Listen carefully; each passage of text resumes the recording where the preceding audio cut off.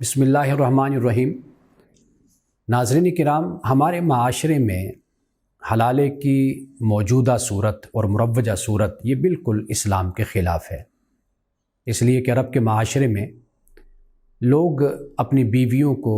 ایک نہیں، دو نہیں، تین نہیں، کئی طلاقیں دے دیا کرتے تھے، اور پھر اس کے بعد یہی صورت بنتی تھی کہ جو آج ہمارے معاشرے میں حلالے کی ایک صورت موجود ہے۔ یہ بات یاد رکھیے کہ نکاح ہمیشہ غیر موقت ہوتا ہے، موقت نہیں ہوتا۔ غیر موقت سے مراد یہ ہے کہ نکاح کی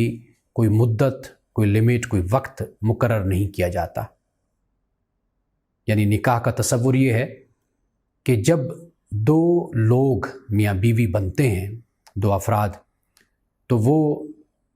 ایک دن کے لیے، دو دن کے لیے، ایک ماہ کے لیے، ایک سال کے لیے میاں بیوی نہیں ہوتے، وہ ہمیشہ اکٹھے رہتے ہیں، اولاد پیدا ہوتی ہے، اس اولاد کی تربیت کرتے ہیں، ان کے حقوق ان پر لازم ہوتے ہیں، یہ ان کی ذمہ داری ہوتی ہے۔ تو حلالے کو جب ہم دیکھتے ہیں جو ہمارے معاشرے میں ایک رائج صورت ہے، یہ اسلام کے بنیادی تصور ہی کے خلاف ہے۔ اور پھر یہ کہ قرآن پاک میں جو طریقہ طلاق بیان کیا گیا ہے، اگر ہم اس کو بھی پڑھیں اور اس کو بھی سمجھیں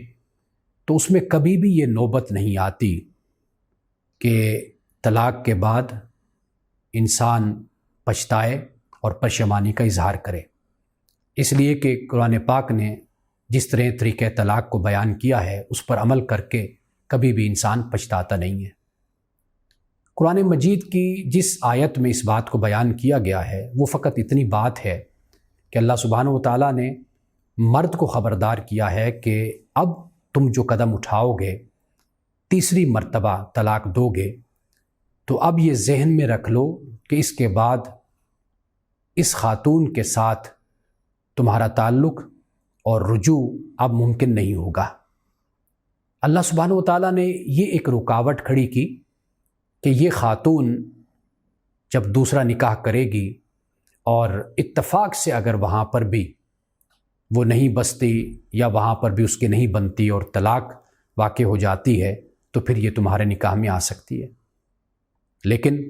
ہم نے اللہ سبحانہ و تعالیٰ کی اس حکمت کو سمجھنے کے بجائے ہم نے بالکل اس کے برعکس نافرمانی اور اللہ کے حکم کے خلاف رویہ اور طریقہ اختیار کرنا شروع کر دیا۔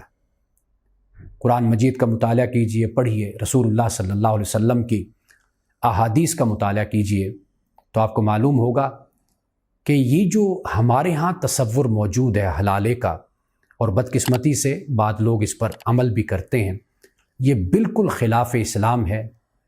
اور رسول اللہ صلی اللہ علیہ وسلم کی سیرت اور آپ کی تعلیمات کے خلاف ہے، بلکہ اللہ کے غضب کو اور اللہ کی ناراضگی کو آواز دینے کے مترادف ہے۔